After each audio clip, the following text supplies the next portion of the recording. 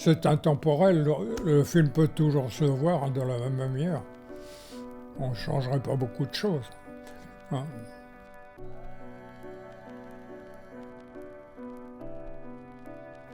Oui, j'ai touché un peu à tout. Je n'ai que des bons souvenirs de mes tournages. Voilà.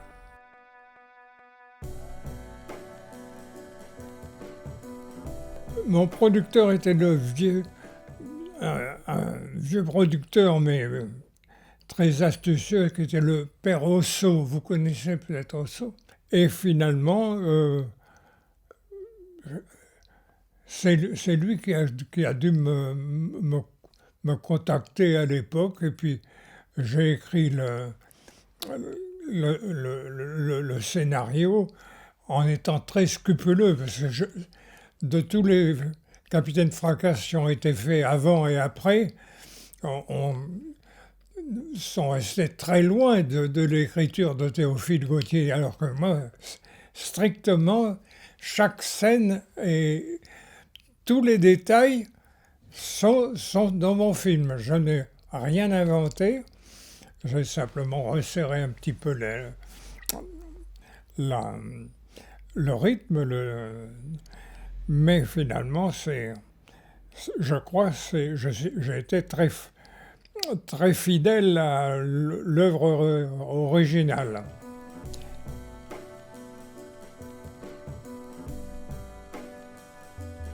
C'est un très agréable tournage, bien qu'on ait eu beaucoup de difficultés, parce qu'on a commencé un peu tard dans la saison, et j'avais très peu de, de temps de tournage pour tout ce qui était extérieur, avec une équipe qui tournait aux environs de Paris.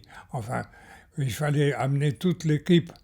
Donc je ne pouvais commencer que quand toute l'équipe technique était sur place, et la lumière tombait vite. Je n'avais que quelques heures à tourner mes scènes. Heureusement, je tourne très vite et je tourne très peu, moi, très peu de prises. En général, je faisais 2, 3 prises maximum. Voilà. Alors, m'en suis sorti comme ça.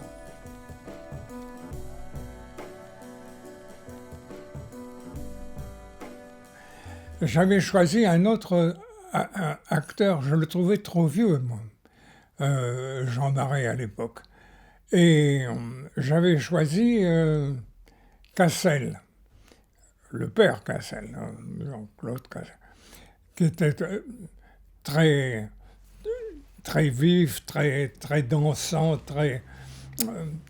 il me plaisait bien, il aurait fait un party, mais les producteurs, pour avoir bien réfléchi, ont dit tout de même il est plus rentable avec Marais. Alors j'ai accepté Marais.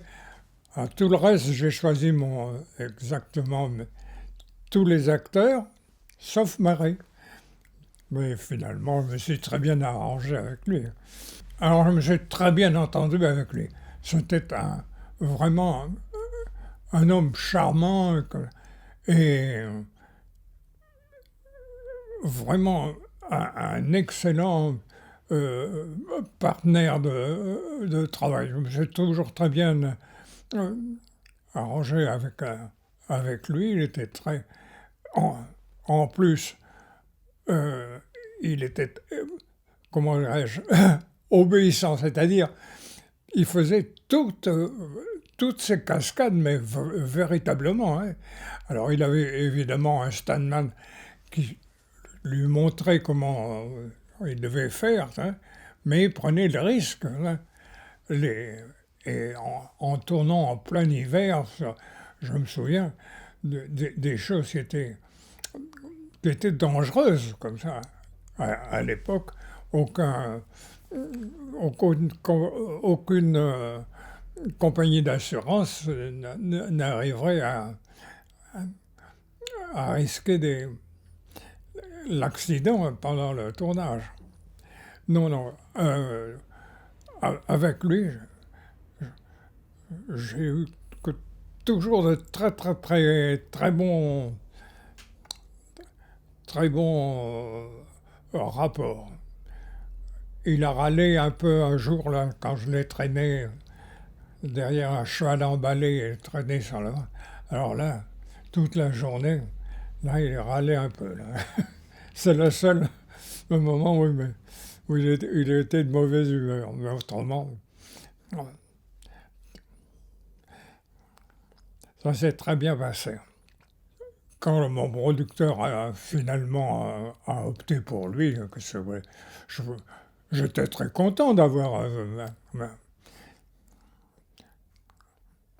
Ah, non, j'ai accepté à ce moment-là, je n'avais pas reculé.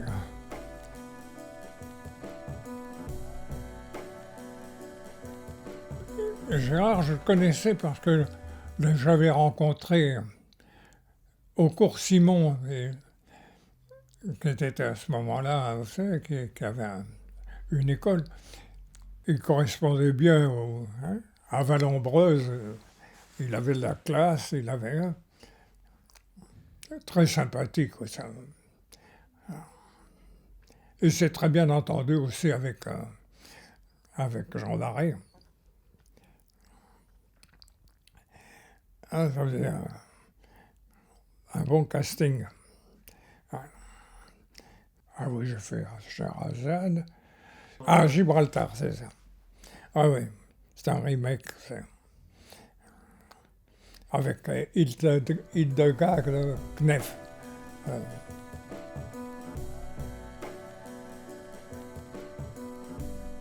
Il y avait deux acteurs qui venaient souvent me voir avant que je commence un film. C'était De Funès. De Funès a été de tous mes films. Mes petits films que j'ai faits au début, il avait toujours un petit rôle comme ça, même une scène. Et il venait toujours, il avait un impresario qui était un type très sympathique qui s'appelait Béars. Et, et chaque fois qu'il disait toujours, est-ce que tu as un rôle pour De Funès? Et je lui trouvais toujours un petit, quelques cachets à faire. Noiret avait des difficultés de fruits qui me disaient j'aurais bien besoin de travailler. Et lui aussi, il courait les cachets. Quoi. Et comme j'avais besoin d'un type costaud avec cette voix magnifique qui correspondait exactement à Hercule de la troupe pour Fracasse, alors j'étais content de l'avoir, à la fois de l'avoir et je suis resté toujours très copain avec lui. Je lui offrais de temps en temps une boîte de cigares.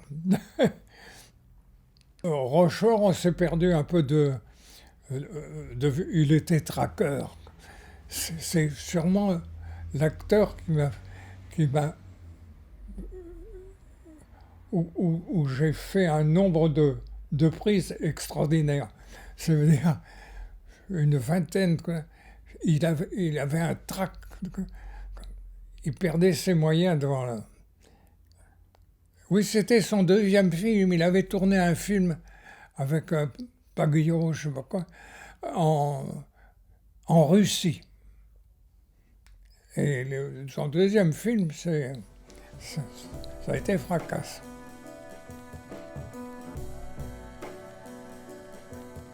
Remarquable, là aussi, j'ai été très ami avec lui. C'est lui qui a mis tous les films de Capepté. C'était un maître d'armes remarquable. Hein. C'était un très bon épéiste et qui avait le sens, aussi connaissait bien la caméra et il aidait beaucoup le metteur en scène dans ce cas-là. Il faisait des chorégraphies, disons, faciles à tourner. il savait déjà ce que ça donnerait sur la pellicule. On avait donc une très bonne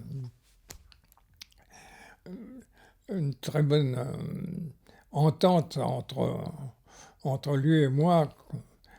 Il avait le sens de l'image et du rythme. Et ça se sentait dans le... Ouais. C'était un très bon partenaire.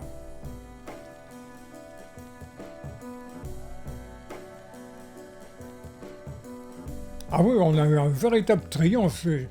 J'étais très très sûr, j'étais au rang de balcon avec mon équipe, avec mes acteurs, et le film a été applaudi à plusieurs fois pendant la pause. Ça m'a beaucoup surpris.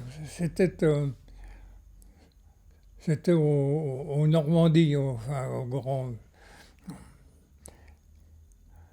Ah, je me souviens de ça a été une belle soirée.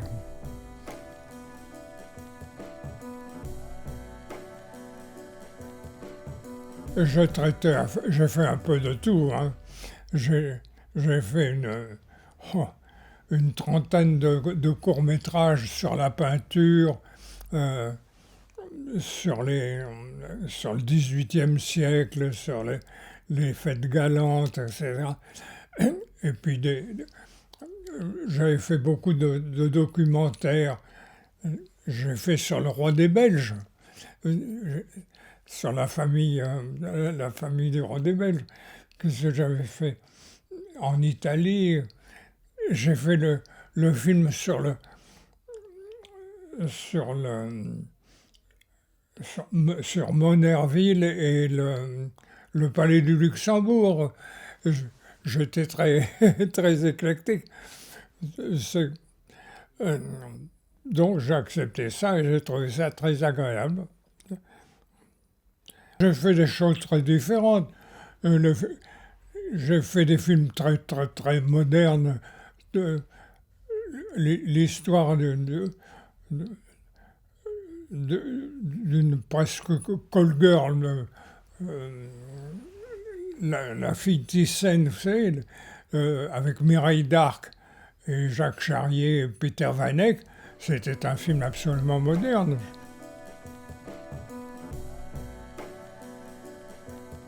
Et finalement, mes films ont toujours été très bon marché, donc ont toujours été facilement... le film, je me souviens, la publicité de Safra, par exemple, sur Scheherazade, elle dit que c'était le film le plus cher qui était fait en France. Vous pensez, j'ai tourné ça avec vraiment des bouts de ficelle. Enfin, à part que j'ai été le premier film à faire tout de même sur la pellicule large, avec d'énormes appareils que j'ai traînés dans le Sahara, dans le désert. C'était quelque chose tout tournable. Ben là aussi, j'étais le moins cher de tous les metteurs en scène.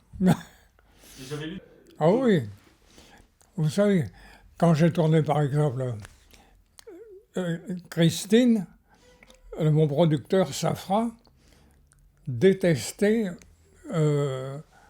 Brialy et Delon. Et il me dit, ces deux-là, ils ne feront jamais rien. Et en effet, il n'a jamais, lui, renouvelé. À côté de la petite Romy Schneider, qui avait, à l'époque, c'était son premier film en France, avait un cachet fabuleux à l'époque, je crois, 20 millions de francs, alors que Delon et Brialy avaient, je crois, 350 000 francs anciens, et pas plus. Alors ils étaient jaloux, là. Ils étaient comme chat et chien.